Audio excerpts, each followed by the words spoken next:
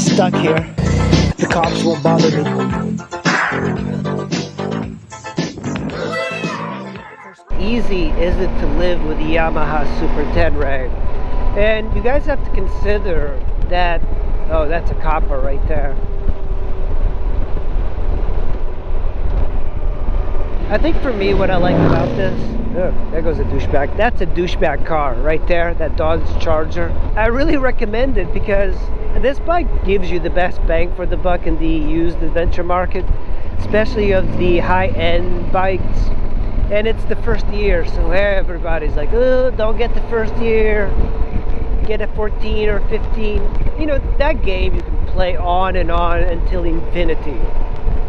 But you get the early gen like this bike because you just want that honking motor and that shaft drive. I'm talking about right now, I am riding, and it's a 2000 RPMs, 2.5, and I can't hear that engine. I cannot hear it riding. But if I start to get on it, this thing starts to sound like a V-twin. It's the first inline 2 that actually sounds good when you like are hitting it. Brass clippings, guys. The valve adjustments on all bikes, they're very difficult to do. They use the shim style and I hate those. I think it's just a form of getting more miles on the valve interval, but I much prefer the regular lock. And also it lasts longer to use the shims, but I don't know. I like that I can do everything with just a screwdriver and a wrench. I don't like the fact that I have to get like a shim kit or go to my dealer for shims. But on this bike, it doesn't really require valve adjustments that much. That's the weird thing, right? It's a 52,000. The valves were adjusted recently. Hey, Miata. The valves were adjusted very recently, and they are in spec. They are very smooth, very quiet. You need valve adjustment. You don't have to go like, oh yeah, every 27,000 miles. Most likely this bike's valves were adjusted at like 40 something thousand as opposed to 27. But then again, the previous owner was anal about maintenance. And honestly, I don't like to say anal. You know, it's like, anal, really? Isn't that a better word for somebody who's like so detailed oriented? We have to like get sexual here. And when it comes to oil changes, the previous owner was anal again, and he used to put Mobil 1 and Mobil 1 filters.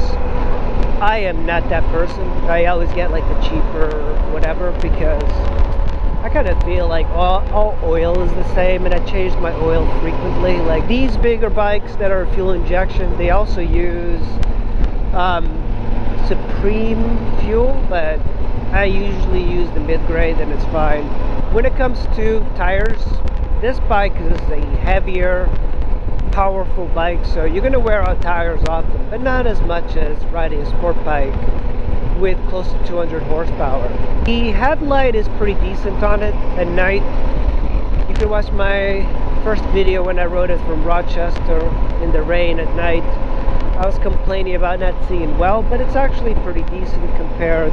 And most of the time I just like to ride during daytime. Of course, one of the bigger benefits to owning the Super tenere, and generally adventure bikes, there are some that have exceptions, is that there's very little body work to deal with. And you kind of learn your lesson from buying sport bikes. I've had many sport bikes, and you know, I'll give an example. I had the Ninja 250 08. To do a carb clean, you have to pull out so much plastic, and it just seems like it's unnecessary to do that. So after so much time pulling plastic, sometimes tabs break. Plastic is expensive. If you drop it, you know, it's just one of these things that they made bikes pretty and fast with plastic, but that's all it is. tend to like bikes now that I can see the engine. I like to be able to see the engine that's in the bike. There's a beauty to seeing the engine.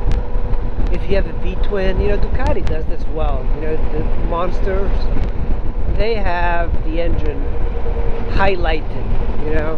It's just kind of suspended a little bit in that frame. They do everything very artistically.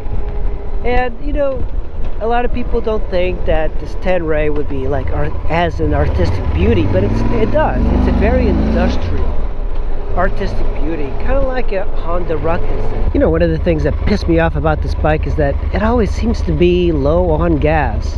It's on the last bar. It doesn't seem to be that accurate either. So this bike is really easy to live with, but it's big.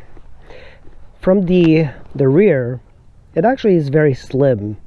And then as you approach this section right here in the tank and the shroud, it's very, very wide. And then it narrows back down to the head. The reason it's so wide here is because you have the radiator here at the fan. And then on this side, you have the battery and electronics here. And of course you have the crash bars. The crash bars are a must-have on this. It's really the only plastic that's protecting is this one up here. But the engine itself is very, very compact. I was very surprised about that. The V-Strom engine feels as if it's larger. And the interesting thing about this bike is that you get really cool suspension. You get the upside down forks that had the new seals already. Very good suspension. It's probably one of the better suspended bikes I've ridden, better than the FJR too. And the FJR had top of the line components as well, or at least they were fully adjustable. But yeah, and this one has got a shaft drive, so you don't have to change chains at all.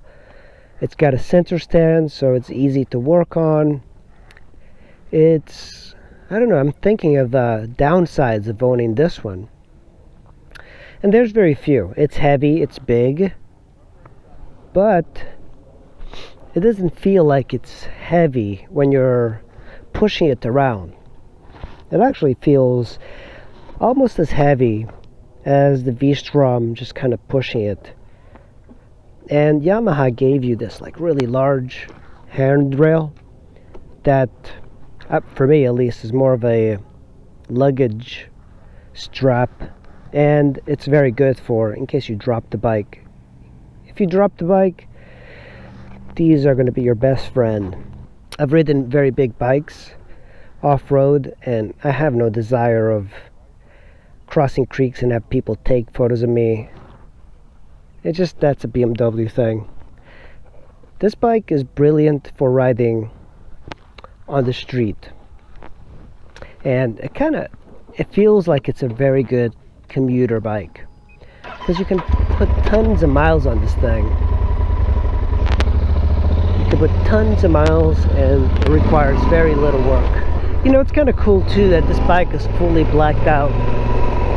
And I generally don't like black bikes. They kind of look too stealthy. Even though I like the no sound stealthiness, riding a bike that's blends into the surroundings a little bit, yeah, I'm not quite sure I like that. So there's this really weird thing. This bike has got ABS, and I have already used the ABS system when somebody pulled in front of me, but I wish I could turn it off for off-road riding.